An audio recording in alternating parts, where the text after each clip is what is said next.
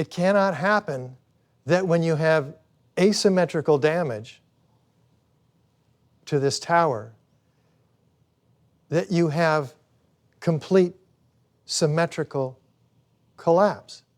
So NIST is telling us that these fires inside the building on floor 13 are raging, which they're not, but say they were, and that these long span steel beams expanded, which they couldn't because they're fireproofed, pushing this girder off of its seat on column 79, which couldn't have happened because there are huge shear studs on top of that girder tying it into the concrete floor up above, but let's say it could.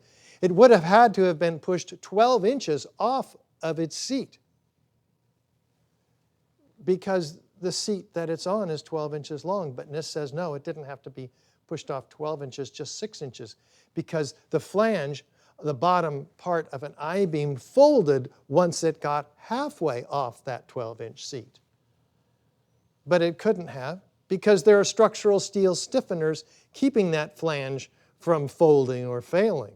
But let's say it wasn't there, as NIST claims, even though the shop drawings show that it was there, and that this girder did in fact fall off of its seat. Well, the 13th floor could not have fallen onto the 12th floor because there are two other major girders framing into that column.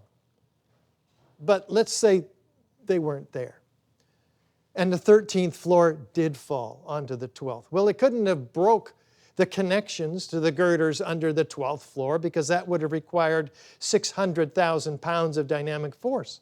But there was only a tenth of that available, 60,000 pounds. So there couldn't ever have been any of these series of initiation of collapses that NIST claims. But let's say that the 12th floor did break because the 13th floor fell on it, and then there were 9 floors, as NIST claims, that left this column 79 unbraced, and it buckled. And that caused the interior cascading collapse on the east side of the building.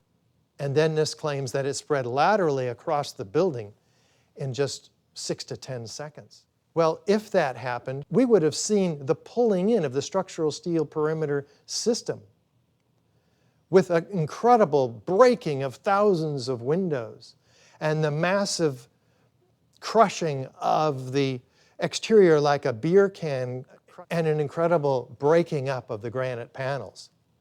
But we don't see any of that in the smooth, symmetrical, almost intact building. There's only a couple of dozen windows that break during this collapse.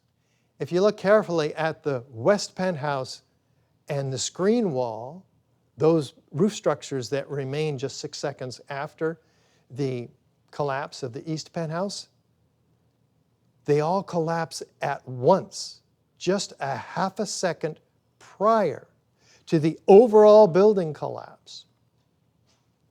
Indicating what? That the 20 columns underneath them all gave way at once. Well, NIST says this is an east to west progression of failures over 6 to 10 seconds. But that's impossible. If the roof structures collapse just a half a second prior to the overall collapse, that means those 20 columns are, in fact, failing all at once. So NIST has created a fantasy in an effort to try to re-engineer the collapse of this building in their computer model to make us believe, or try to, that fires brought this building down. Fires don't break 20 columns all at once in a fraction of a second. So you, members of the grand jury, are going to have to look at the scientific forensic evidence, which we believe is overwhelming and abundant, and determine for yourself, did this building collapse due to fires? Or did it collapse as a result of explosive or incendiary destruction?